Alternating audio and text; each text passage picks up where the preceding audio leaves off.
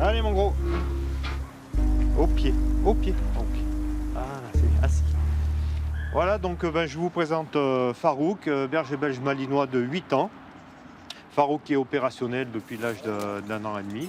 Très calme dans la vie courante et très efficace au travail. Farouk l'a senti, il va y avoir du mouvement. Direction un terrain d'entraînement à l'est de Clermont-Ferrand. C'est là que se retrouvent les membres de l'unité cynotechnique des sapeurs-pompiers du Puy-de-Dôme.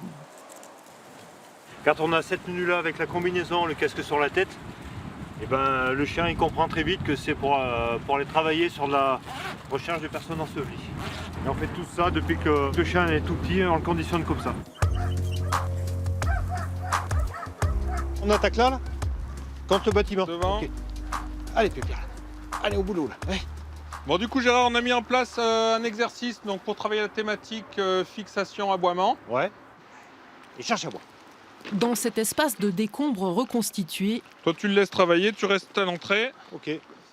le chien va devoir retrouver une victime, un membre du groupe qui s'est caché. Farouk se sert du vent qui transporte les molécules odorantes. Il recherche toute odeur humaine sous les gravats. Le terrain est instable, abrasif et de fortes rafales ce jour-là compliquent l'exercice. Mais le Malinois poursuit sa recherche. Il aboie, c'est ce qu'on a dit dans notre jargon, c'est un marquage. Donc le marquage, c'est soit un aboiement franc comme là, ou alors il peut gratter si c'est de la terre, pour signaler à son maître qu'il y a une victime à cet endroit. C'est bien ça mon gros là. Allez, va me le chercher là. Allez. Farouk n'est pas secouriste par vocation, mais il adore s'amuser. Et comme d'autres chiens de travail, c'est là, dans ce petit boudin de tissu, que réside sa motivation. À chaque séquence, il faut qu'il soit récompensé le chien. À chaque fois qu'il trouve la victime, il faut que c'est ce qui le booste et qui lui donne envie de travailler et d'aller à la victime.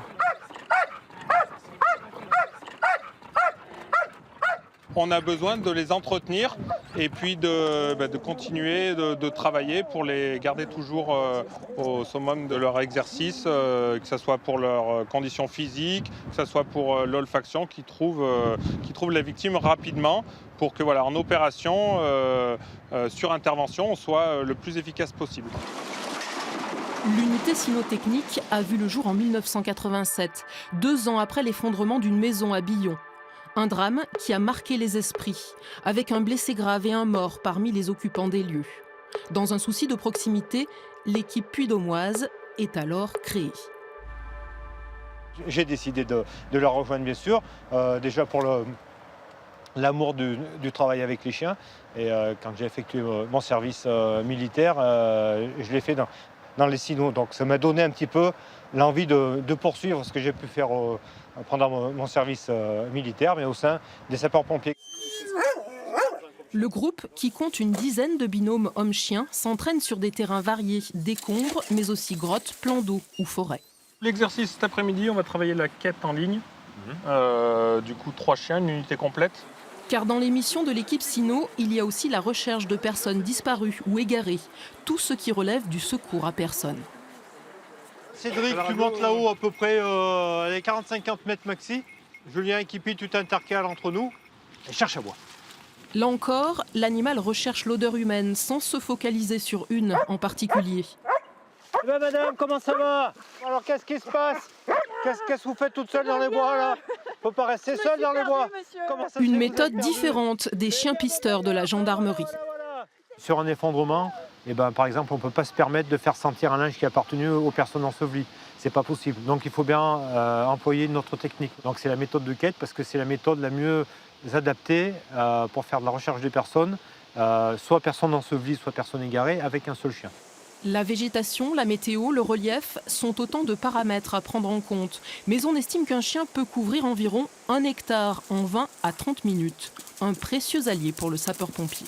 Chaque maître connaît les attitudes de son chien, savoir s'il est vraiment prêt pour le travail, s'il y a un petit souci de santé, s'il est un peu malade, s'il a pris une odeur par rapport à la position des oreilles, la position de la truffe, enfin plein de choses comme ça. Et ça, il n'y a que le maître qui le connaît, qui le perçoit avec le temps passé avec le chien, quoi. Ça fait quand même pas mal d'années qu'on travaille ensemble, quoi. Chaque année, l'équipe cynotechnique du Puy-de-Dôme procède en moyenne à une 40aine d'entraînements et autant d'interventions. L'occasion pour Farouk et son maître de renforcer un peu plus encore leur complicité.